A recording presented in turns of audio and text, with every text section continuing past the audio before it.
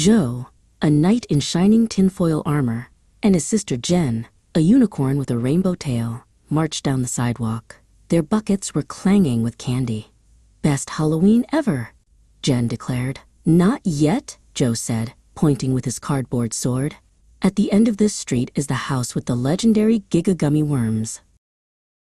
The house was crooked and spooky, with pointy windows that looked like eyes. A wobbly sign on the lawn said, "Beware the Giggle Ghost."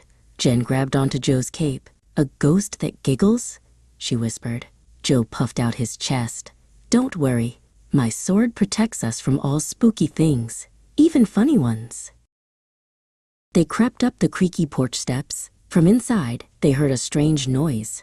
It wasn't a scary boo! It was more of a snort-hiccup giggle. Joe took a deep breath and rang the doorbell. Ding-dong squish. The button squirted a glob of bright orange goo all over his finger. "You monster boogers!" Jen squealed. The heavy door creaked open. A giant, fuzzy purple monster with 3 wobbly eyes and a huge, friendly smile looked down at them. "Blorpo," he boomed. "You rang the goober bell. Fantastic.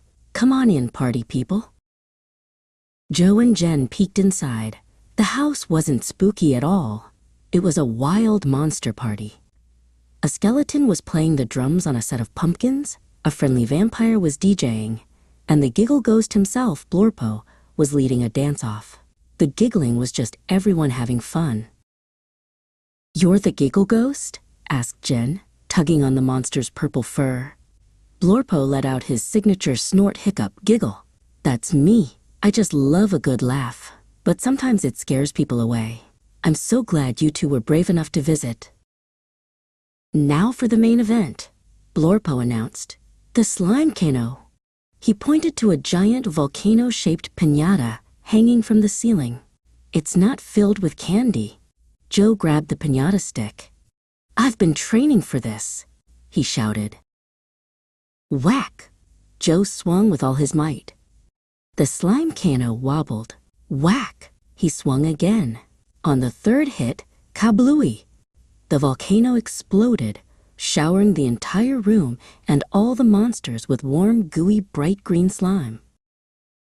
Jen laughed as a glob of slime slid right off her unicorn horn.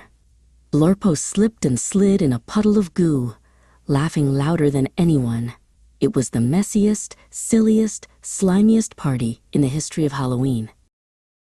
When it was time to go, Blorpo handed them 2 giant bags, way bigger than their buckets. "No Giga-Gummy worms," he said with a wink, "but I think you'll like these." Slimy and smiling, Joe and Jen waved goodbye. "This was way better than gummy worms," Joe said. "It was a slime-tastic adventure."